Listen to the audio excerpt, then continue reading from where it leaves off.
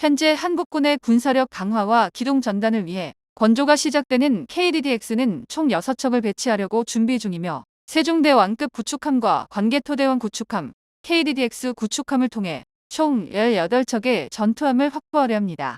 이런 전투함의 건조는 주변국들의 움직임에 가장 제대로 대응하고 있다는 증거이며 압도적인 자주국방의 무력만이 우리의 영토를 철저하게 지켜줄 예정인데요. 앞으로 건조될 KDDX 6척은 중국과 일본 등 주변국에 대응하기 위해 창설 추진 중인 한국 해군의 기동함대에 포함될 전망입니다. 대한민국은 전 세계 국가들과 비교해봐도 선진적인 현무 미사일 기술력을 구축했으며 관련된 미사일 기술력을 적극 수용하여 KDDX 스텔스 전투함에 적용하려 준비 중에 있고 아시아 최초의 스텔스 전투함 건조를 통한 새로운 기술적 도약을 이룩하려고 있습니다. 중국 시진핑의 끝없는 영토 야욕으로 이미 대만과는 전쟁을 치르기 직전이며 중국 해군에 이어도 도발 국지전 가능성이 높아지자 한국 해군의 역량을 비약적으로 강화할 중요성이 높아졌다는 국방과학연구소의 발언과 함께 한국군의 스텔스 전투함 KDDX의 건조 소식이 연속적으로 전해지고 있는데요. 보강된 성능의 이지스 스파이 레이더는 한국형 스텔스 전투함의 유효 사거리를 대폭 상승시켜 줄 것이며 독자적으로 개발한 강화격격 시스템과 다중 미사일 발사 시스템은 KDDX 전투함의 방어력과 화력을 비약적으로 상승시킬 수 있습니다. KDDX 구축함에는 일본과 중국산 미사일 발사대를 추월하는 신무기 형태의 한국산 미사일 발사대를 80대 이상 장착하면서 방공 유도 미사일과 대잠수함 어뢰 및 현무 미사일까지 모두 통합시키는 한국 역사상 최초의 다목적 스텔스 전투함으로 탄생했는데요. 한국 해군은 세계 최고를 향하여 압도적인 예산 투자와 연구원 인력 투입을 통해 기술과 경험 축적 및 능력을 상승시켜 전투함 분야에서 일본과 중국을 뛰어넘는 기술적 우세를 확보하고 있습니다. KDDX는 스텔스 향상을 위해 전투함의 모양도 이전의 한국형 구축함과 다른 점을 보이고 있는데요. 스텔스 구축함인 KDDX는 한국 해군 역사상 최초의 스텔스 전투함 개발 사업이며 배수량 8,000톤 규모의 KDDX 구축함의 강력한 성능은 이전에 개발되었던 세종대 왕급 KDX 구축함과 달리 전투함의 추진 체계와 가스터빈 엔진을 제외한 모든 미사일 무장 체계 및 전투 체계 소프트웨어와 다기능 레이더 및 소나를 100% 한국산으로 통일시킨 한국 역사상 최초의 국산 스텔스함입니다. 현대중공업의 KDDX의 형상을 보면 선체 돌출부를 최소화해 고도의 스텔스를 확보한 것으로 파악되었는데요. 국산 통합 전투 체계를 개발함에 따라 미국도 하지 못했던 X밴드 레이더와 S밴드 레이더를 동시에 배열하는 듀얼밴드 통합 마스트 개발에 비로소 성공했습니다. 스텔스 성능에도 굉장한 이점이 생김에 따라 레이더 탐지 면적인 RCS 수치를 극단적으로 낮추게 되었고 레이더 탐지 면적이 압도적으로 작아짐에 따라 스텔스 영상이 최대한 돋보이도록 했는데요. 여기서 우리는 통합 마스트라는 개념에 대해 주목해야 하는데 통합 마스트는 레이더 통신 전자전 체계 등 각종 센서들이 한 곳으로 통일시켜 이 같은 센서들을 이곳저곳에 분산시켰을 때 돌출 부위가 많아 레이더 반사 면적이 늘어나기 때문에 적군의 레이더에 쉽게 노출될 수 있습니다. 하지만 한국형 통합 마스트를 사용하게 되면 그런 돌출 부위를 없애 적군의 레이더에서 KDDX를 단숨에 포착하는 게 거의 불가능하게 됩니다.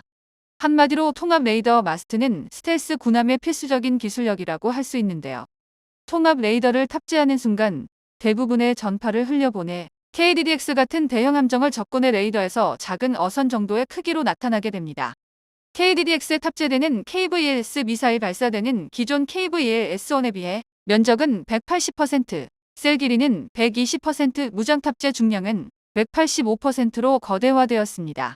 KDDX 전투함에 탑재될 개량형 미사일 발사대 KVL-S2는 크기가 더욱 커진 점에 따라 현무포 미사일 및 공동 개발한 초음속 대함 미사일 등 다양한 미사일을 운용하게 설계되었으며 많은 미사일을 탑재할 수 있는 잠재력이 무궁무진한데요. 거대해진 한국산 미사일 발사대에는 탄두의 화약량을 3배 가까이 증축시키는 게 가능하기 때문에 KDDX 한 척만 보유하는 것만으로도 한국 해군의 화력 증가에 어마어마한 도움이 될 것입니다. 한국형 미사일 발사대 기술력까지 KDDX에 적용을 완벽하게 성공한다면 세계에서 한국은 전투함 건조 분야에서 선도적인 위치를 차지하게 될 것이며 세계에서 가장 강력한 스텔스 전투함을 가장 먼저 확보하게 되는 국가로 등극하는데요. KDDX 스텔스 전투함은 연속적으로 미사일 낙원 설정이 가능한 이지스 위상 배열 레이더로 대함 미사일을 발사해 한 척의 KDDX 스텔스 구축함이 초음속 대함 미사일로 다수의 적군 전투함을 순식간에 격침시킬 있습니다. 이러한 스텔스 전투함 KDDX에 대해 중국과 일본은 굉장히 두려운 반응을 보이고 있는데요. 중국에서는 KDDX 구축함을 경계 대상으로 보고 있으며 한국 해군의 잠재성을 두려워하고 있습니다.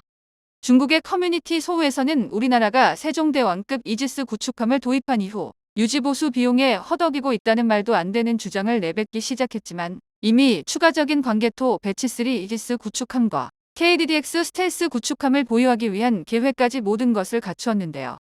또한 일본에서는 과연 한국이 독자적인 기술만으로 스텔스 구축함의 건조가 가능한지에 대한 의문을 품었지만 이런 의문은 보기 좋게 박살났습니다.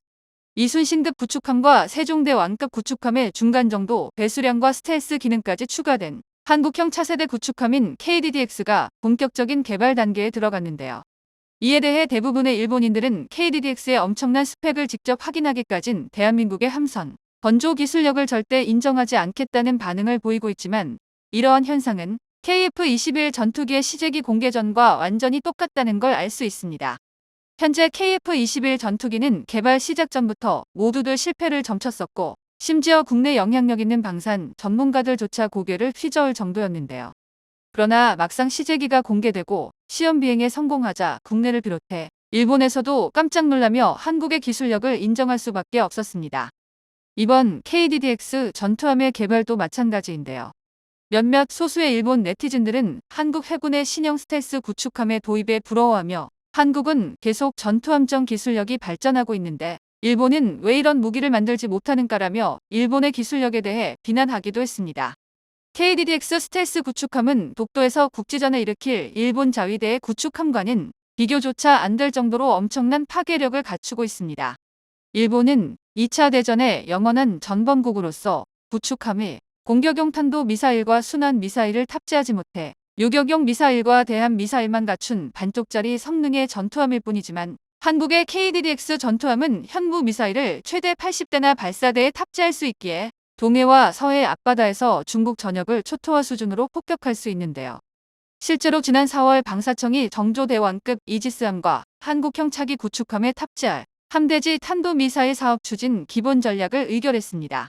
이렇게 되면 수백 킬로미터를 날아가는 함대지 탄도미사일이 실전 배치되어 서해는 물론 동해에서도 북한이 내륙에 지은 핵미사일 관련 시설과 전쟁 지도부를 겨냥한 한국군의 발톱이 한층 날카로워지게 될 것인데요.